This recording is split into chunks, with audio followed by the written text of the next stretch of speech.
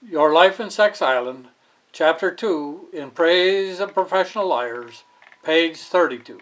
We have defined a lie, as we learned in first grade, as an attempt to deceive.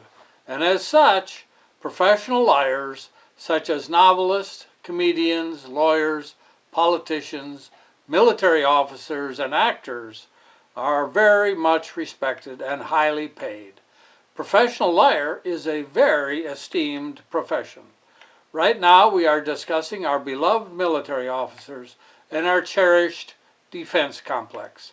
Quote, another part of military duty are troops entering the enemy's territory and putting all around them to fire and sword, burning farm, wasted fields, shrieking women, slaughtered sons and fathers, and drunken soldiery, cursing and carousing in the midst of tears, terror, and murder.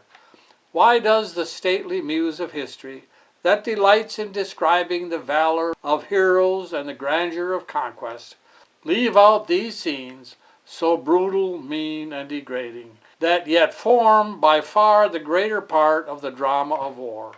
You, gentlemen, who live at home at ease, and compliment ourselves on the songs of triumph which our chieftains are praised, you pretty maidens who come tumbling down the stairs when the fife and drum call you, and huzza for the soldiers, do you take account that these items go to make up the amount of the triumph you admire, and form part of the duties of the heroes you fondle? Unquote. The History of Henry Esmond, William Makepeace Thackeray, set 1700, published 1852. We know that for us to be safe, we need military bases in 600 or 700 countries everywhere in the world. We are effectively told so by the military officers. No one says otherwise. Professional liars are to be believed. There is no one more patriotic than military officers. You can tell that they are patriotic because there are more flags per person in the military than in any other organization, except maybe Congress if you count the lapel pins. Their dress uniforms are always crisp and snappy. They can stand stiffly. They salute each other sharply. They work very hard to have the correct material and personnel to kill the maximum number of people with the least effort. They scrupulously avoid being distracted by any productive work, and they hold the people who are doing productive work and supporting the military officers in the highest contempt. I must confess that I am apparently unpatriotic, just as apparently bees can't fly. We do have a couple or more flags in our possession, but I don't fly them because I would be compelled, internally from childhood respect, to take them down at sunset and put them back up at sunrise and take them down in the rain, and I am working so damn much, supporting the military officers, I just would not have the time to observe proper flag etiquette. My clothes are often unpressed and often stained from cooking, baking, or cleaning the johns. For 40 years I had to wear a goddamn coat and tie, but I sure as hell don't have to anymore. Free at last, free at last. Thank God Almighty, I am free at last. I may stand a little stoop from so many years of labor. I don't salute any mother. I seldom even high five. When I do, I sometimes miss on purpose and half fall down. I don't mind playing the fool if it makes someone smile. Another sign of unpatriotism. Killing is not uppermost in my mind, even when I think of Congress. I have been distracted by productive labor all my life, and I do not hold laborers in contempt. But my unpatriotism, I fear, runs even deeper.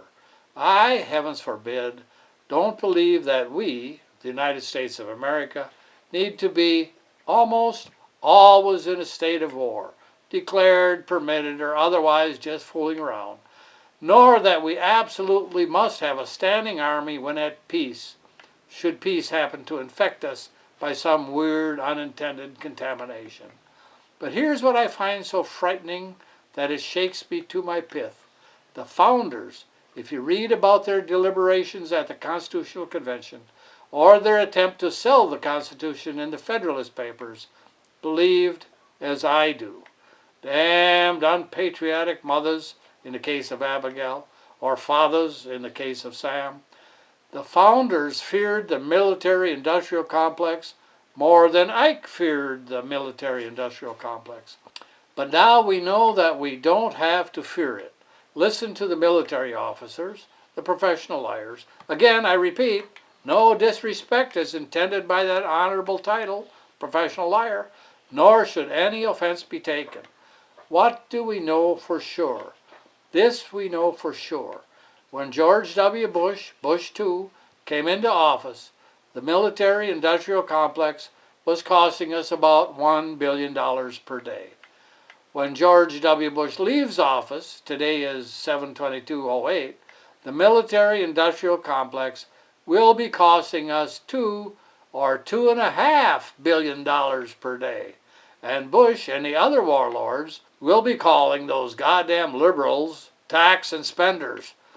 Those figures are necessarily approximate because the professional liars of the military officers hide as much of the cost as possible.